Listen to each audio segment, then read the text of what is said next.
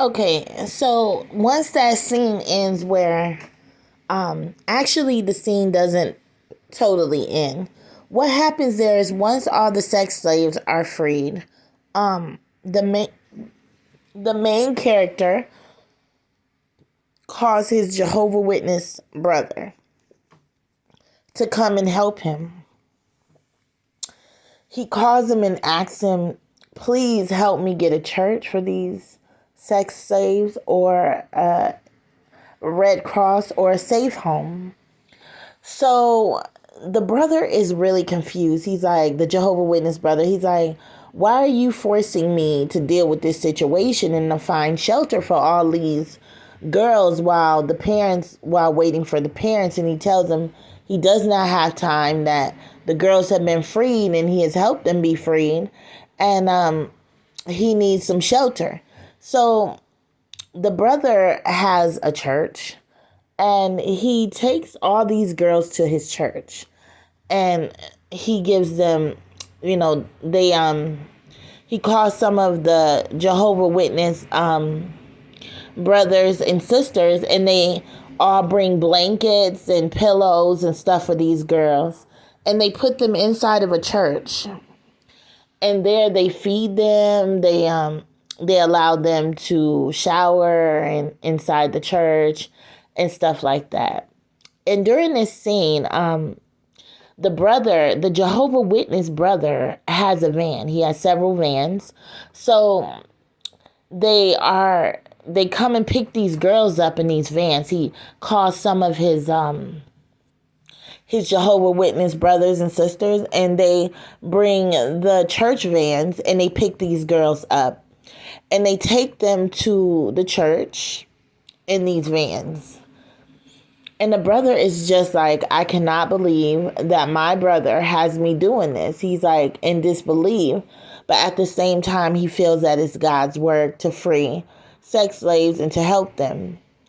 And the more that the brother starts to look at these women, he starts to realize that he's missing out on a wife and that he should consider getting married soon.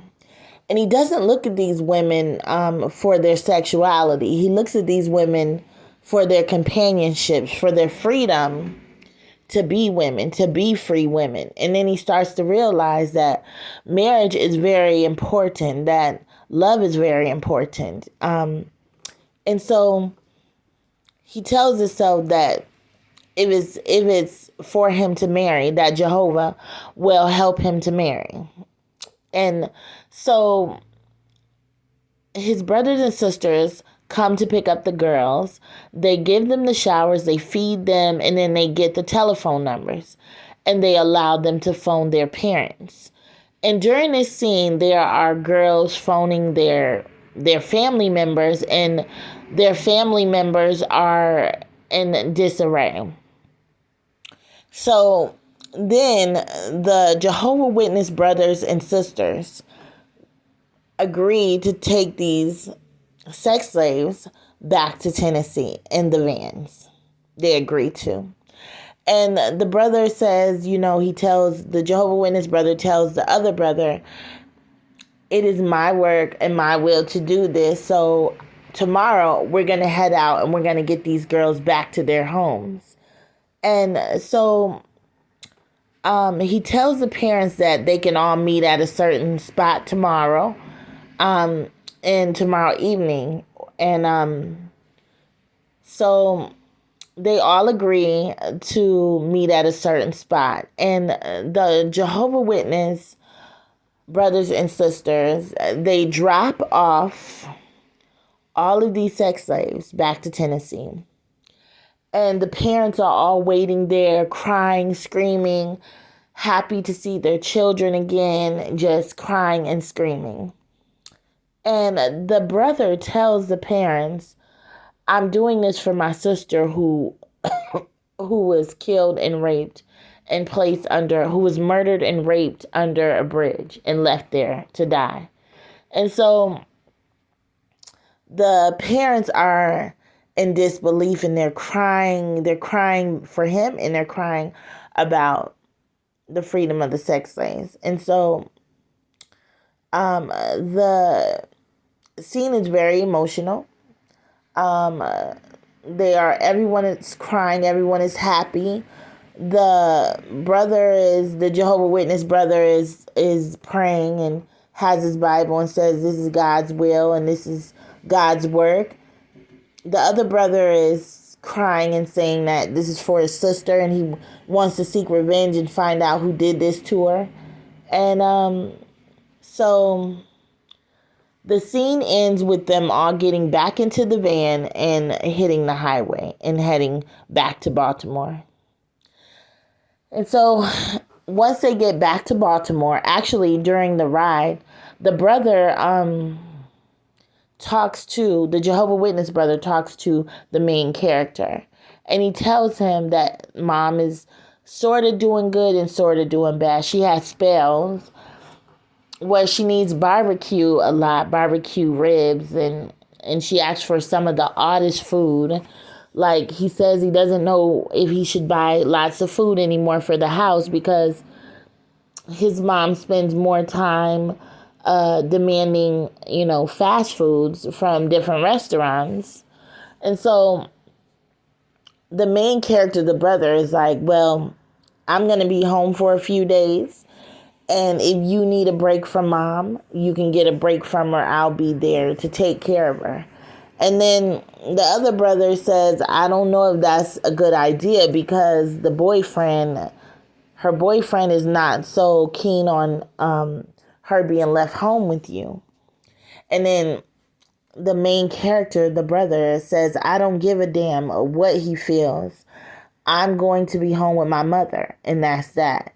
And so the other brother, the Jehovah Witness, says, please, please promise me that you won't misbehave or be irrational when you see mom. And he says, well, what's wrong with her? And he says, well, she's lost a lot of weight and she's like very faint and very senile and she won't respond. And he asks, why haven't you guys taken her to a doctor? And the brother, the Jehovah Witness, says because the boyfriend is saying that she just needs time to heal. And the main character, the brother, says, no, I'm taking my mother to a hospital and she needs to be seen by a doctor. And so when they get back to Baltimore, the main character, the brother, he calls the ambulance and he says, no, I'm taking my mother to a hospital. She's been in denial for long enough. He says, my sister's been gone for quite some time now and it's time for her to see a doctor. So when the ambulance comes, the boyfriend fights with the brother, the main character, or the son, about calling the ambulance. And he says, no, she needs to sit here and heal without a doctor. And he tells him, no, my mother is sick. My mother is pale. My mother is not here and she needs to be seen by a doctor. And so when she gets to the emergency room, the doctor does the checkups on her. And for some apparent reason, the mother has some sickness going on with her. Like someone has been feeding her bad pills. And he tells the son, it looks like your mother has been taking bad medications and we don't know where the medications came from, but they're bad medications. And the brother, he collapses. He falls to his knees and says, well, what does this mean? And he says, I don't think your mother is ever going to recover. She is brain damaged and brain dead almost. And he says, well, how is she brain dead? How did this happen? And apparently the boyfriend was feeding her bad pills. And so the brother starts to believe that the boyfriend had the had the daughter killed and killed her. And he says, well, someone's been feeding your mother bad medication. We're going to try and, help her recover. But your mother is almost brain dead, and she's kind of gone. Like, someone has been feeding her bad medicine. And so they said that, so the brother is disturbed, and he says, well, no one's been there with my mother except my brother, who doesn't administer her medicine, and her boyfriend. And he says, well, someone's been feeding her bad medicine and giving her brain damage. And the brother is distraught. He's disturbed. He's crying. He's screaming in the hospital. He's saying, well, I want my mother to recover. I want her to get back to normal. And the doctor says, I know, I understand. I will try and get your mother back to normal as much as possible. But we do have to keep her, and we do have to call social services. And he says, call social services. And he says, yes, we're going to have to take your mother, and we're going to have to call social services. And so the brother is like, wait a minute, you're taking my mother from me? And he says, yes, I have to take your mother because she's being given bad medicine. And we don't know what kind of medicine it is, but whatever she's being given, it has stopped her brain activity. And so the son is not very happy. He's scared. He's crying. He's screaming, saying, well, are you saying that I tried to kill my mother? Are you saying that I did this to my mother?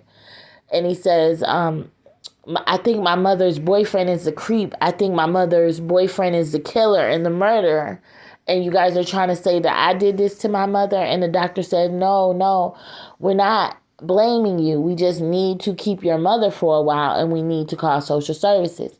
And he said, well, why are you calling social services on me? And the doctor says, it is protocol to call social services. Your mother is an older woman, and she's being mistreated. And so he says, well, I need to call my brother here before you guys take her away.